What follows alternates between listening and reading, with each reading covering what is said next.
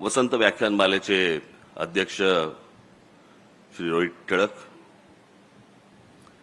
आणि आज इथे सर्व जमलेल्या माझ्या मराठी बांधवांनो, भगिनींनो आणि मातांनो, आलेल्या सर्व माझ्या पक्षातले अनेक जण इथे आलेले आहेत. माझी सर्वांना विनंती आहे, हाशा टाळ्या वगैरे या सगळ्या गोष्टी असतात. फक्त माझं भाषण चालू असताना, माझं बोलणं चालू असताना कृपया कोणी घोषणा देऊ नयेत. धन्यवाद.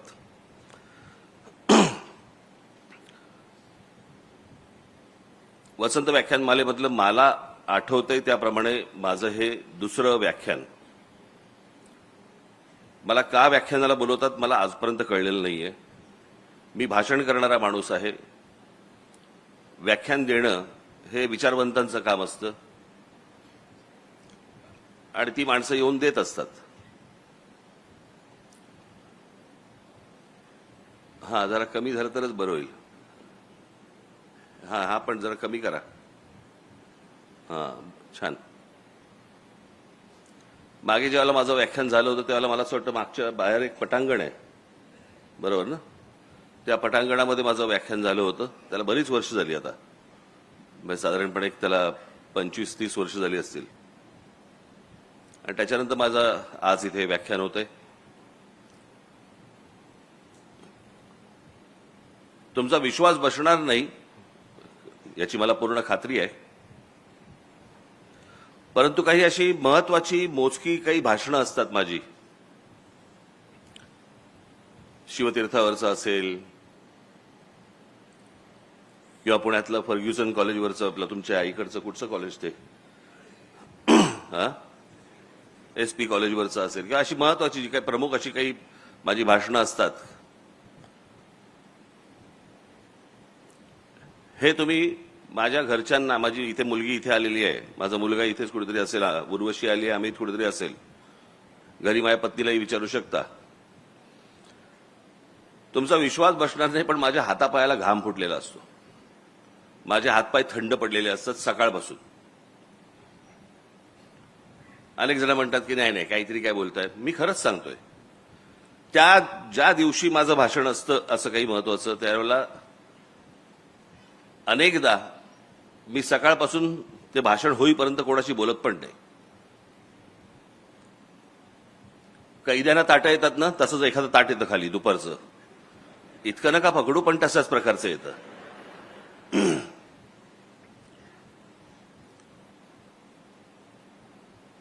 आणि का आज माझी ही अवस्था का आहे याचं कारण, मी भाषण करणारा माणूस आहे. मला व्याख्यान एका विषयामध्ये, व्याख्यान हे एका विषयाशी संबंधित तुम्हाला बोलायचं असतं. म्हणजे साधारणपणे त्याचं जर समजा ते मी मगाशी म्हटलं कोणाला तरी म्हटलं ते व्याख्यान ही गोष्ट समजा तुम्ही लिहिलीत तर त्याला निबंध म्हणता येईल. आणि म्हणून त्या एका विषयाशी संबंधित असं हे आज व्याख्यान आहे. अर्थात आजचा जो विषय मला जो दिलेला आहे तो माझ्या अत्यंत जिव्हाळ्याचा विषय आहे आणि म्हणून मी तो तुमच्याशी बोलणार आहे. मी एकदा बाबासाहेब पुरंदरेंना असंच एकदा मी भेटून बोलत असताना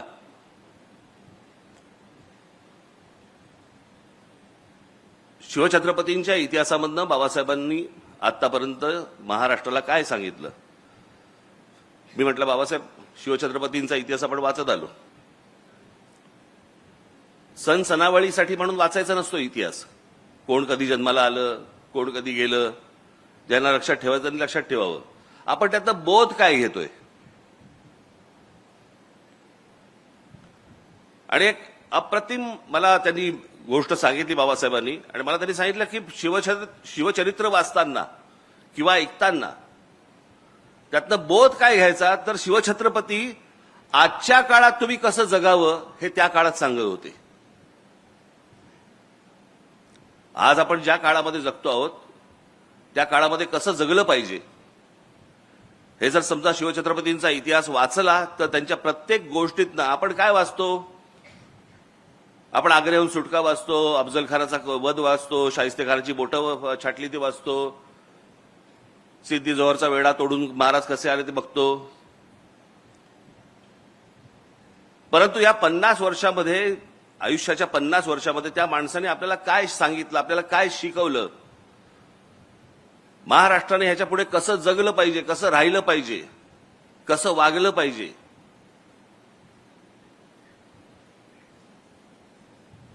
आणि तीच अनेक असंख्य गोष्टींची परंपरा आज ही फक्त महाराष्ट्राला लाभलेली आहे.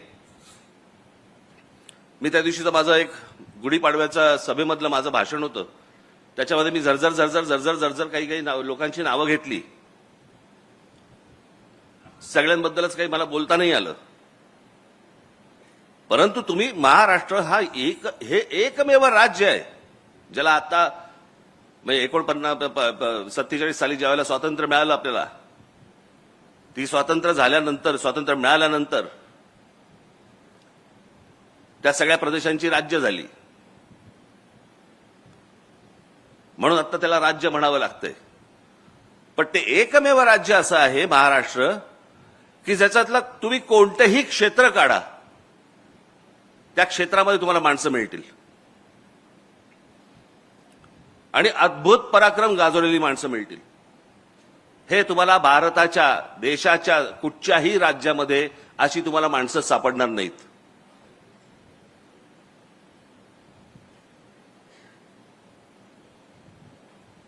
म्हणून मी आज तुमच्या समोर इथे मी तो जो मी आलेख दाखवला होता, जे काही लोकांसमोर तुम्ही सगळ्यांसमोर जे दाखवलं होतं, फक्त झरझर तुमच्या समोर फक्त मांडणार आहे की महाराष्ट्राचं कर्तृत्व काय, महाराष्ट्राची ओळख काय. म्हणजे मी तुम्हाला आता एक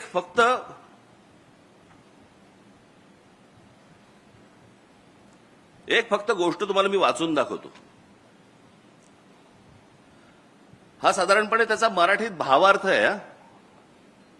हा फक्त भावार्थ आहे, तेवढा भावार्थ म्हणून तुम्ही फक्त बघितलं पाहिजे त्याच्याकडे.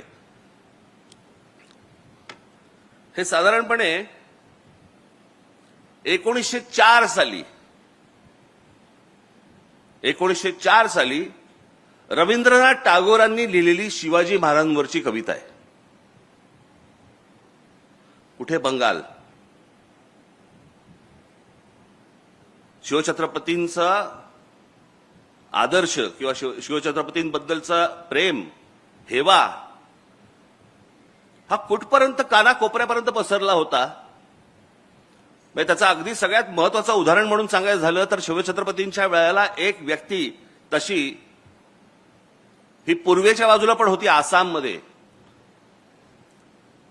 त्या व्यक्तीचा आदर्श हे आमचे शिवछत्रपती होते. त्या व्यक्तीचं नाव होतं लच्छितबड फुकंद. हा तिकडचा मोठा एक सेनापती होता आसाम मधला.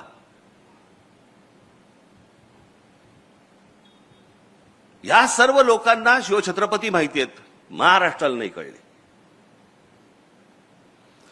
ती टागोरांची फक्त मी तुम्हाला भावार्थ फक्त वाचून दाखवतो, तुमच्या लक्षात येईल. त्याला काही कवितेचं असं स्वरूप नाहीये. हे शिवाजी महाराज, आज आम्ही तुम्हाला केवळ इतिहासातील राजा म्हणून आठवत नाही, तर एका जागृत शक्तीप्रमाणे पुन्हा आमंत्रित करतो. तुम्ही तलवारीने जिंकलेली भूमी नाही, तर आत्मसन्मान जागवलेल्या जनसमुदाय, हीच तुमची खरी परंपरा. तुम्ही लोकांना फक्त राज्य दिलं नाही, तर स्वराज्य म्हणजे काय हे शिकवलं. भीतीच्या सावलीतून बाहेर पडून स्वतःच्या अस्तित्वासाठी उभं राहणं हे काय असतं हे शिकवलं. आजही आम्ही तसंच गुलाम आहोत, भीतीचे, आळशीपणाचे आणि परावलंबित्वाचे. तुम्ही शत्रूंशी लढतात, आम्हाला स्वतःशी लढायला शिकायचं आहे. हे शिवाजी, तुमचा उत्सव फक्त ढोल ताशांमध्ये नको, तो आपल्या विचारात, कृतीत, स्वभावात दिसायला हवा. तुमचं नाव घेणं सोपं आहे, पण तुमच्यासारखं जगणं कठीण आहे. तुम्ही साधेपणात महानता दाखवलीत, धर्मात सहिष्णुता आणि सत्तेत संयम. आज आम्ही सत्तेला स्वार्थ समजतो आणि धर्माला भेदभाव आणि राष्ट्राला केवळ घोषणा. शिवाजी महाराज, तुमचा खरा उत्सव तेव्हाच होईल जेव्हा प्रत्येक माणूस स्वतःच्या मनातलं राज्य जिंकेल. उठा, जागे व्हा. तुमची तलवार आता लोखंडाची नाही, तर विचारांची असावी. तुमचा किल्ला आता डोंगरावर नाही तर लोकांच्या विश्वासात असावा. हे शिवाजी आम्हाला पुन्हा शिकवा. स्वराज्य म्हणजे केवळ सत्ता नाही तर जबाबदारी आहे. हे रवींद्रनाथ टागोरांनी तेव्हा 1904 साली लिहून ठेवलेली गोष्ट आहे, जी आम्हाला अजून समजत नाहीये. आपल्याकडची संत परंपरा महाराष्ट्राची कुठेही तुम्हाला सापडणार नाही. कोणत्याही राज्यात तुम्हाला अशा प्रकारचे संत सापडणार नाही ज्यांनी या संपूर्ण या भागाची, या राज्याची, ज्याला आता राज्य म्हणतो आपण, परंतु या संपूर्ण भागाची संपूर्ण वैचारिक मशागत केली. सर्वांना जातीपातीपासून दूर लोटलं. त्यातले भेदभाव सगळे काढून टाकले. आज नुसती आपण फक्त माणसं फक्त बघूया, नुसती माणसं फक्त बघूया. लावा.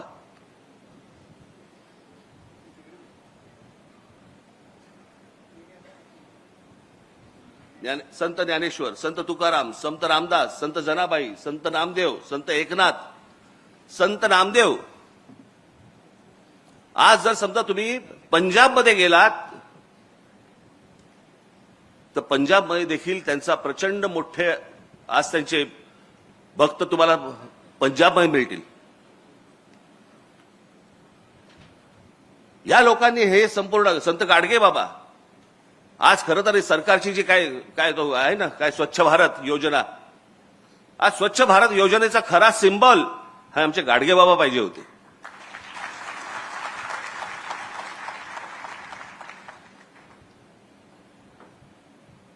कधीतरी एकदा तुम्ही आपल्या पुस्तकांमध्ये डोकावा आणि महाराष्ट्राची नुसती फक्त परंपरा जरी नुसती बघत आलात, यांनी आम्हाला काय शिकवले. आज जे तुम्ही जगताय ना, आज ज्या वातावरणामध्ये, मी अनेकदा म्हणतो ना, हे बाहेरचे राज्यांमधले जे लोंढे येतात, बाहेरच्या राज्यांमधले लोक महाराष्ट्रामध्ये येतात. काय येतात? कारण जे महाराष्ट्रामध्ये वातावरण आहे ते भारताच्या कुठच्याही राज्यांमध्ये नाही आहे.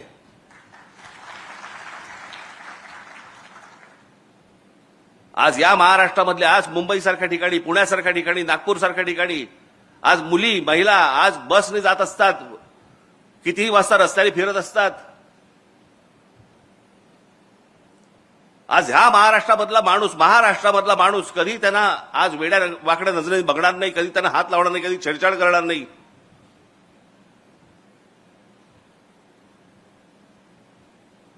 हे अनेक महिला, अनेक मुली, अनेक मुलं हे त्यांचा प्रदेश सोडून महाराष्ट्रामध्ये येतात. अनेक मुली स्वतः येऊन सांगतात की आम्ही दिल्लीसारख्या ठिकाणी, दिल्लीच्या बसमध्ये, त्यांच्या परिवहन बस जी काही सेवा आहे त्या बसमध्ये आम्ही बसू शकत नाही, आम्हाला भीती वाटते. 7 नंतर दिल्लीसारख्या ठिकाणी, देशाची राजधानी, 7 नंतर आम्हाला फिरायला भीती वाटते.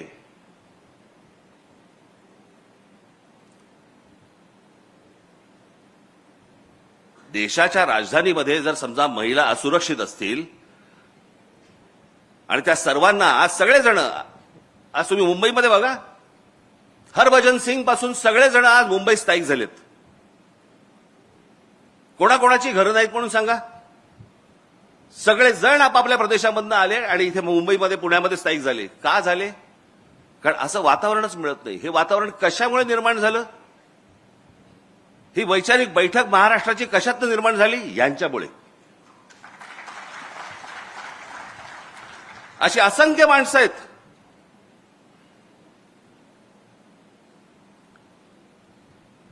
म्हणजे आज पुण्यामध्ये, मला अजूनही आठवते लहान असताना मी जेव्हा पुण्यामध्ये येत असे, आजही आहे, काय आज वेगळं नाहीये, परंतु आज अनेक, त्यावेळेला पण देखील अनेक महिला, अनेक मुली आज सायकल चालवायच्या, स्कूटर चालवायच्या. हे वातावरण कुठे नव्हतं हो. हा मोकळेपणा आला कुठून? हा मोकळेपणा महाराष्ट्राचा स्थायीभाव होता. महाराष्ट्रामध्ये आज महिला मोकळेपणाने फिरू शकतात, वागू शकतात, बाहेर जाऊ शकतात. या सगळ्या लोकांची जो घडवला ना महाराष्ट्र, याच्यातनं आज आपण हे सगळं बघतो आहोत.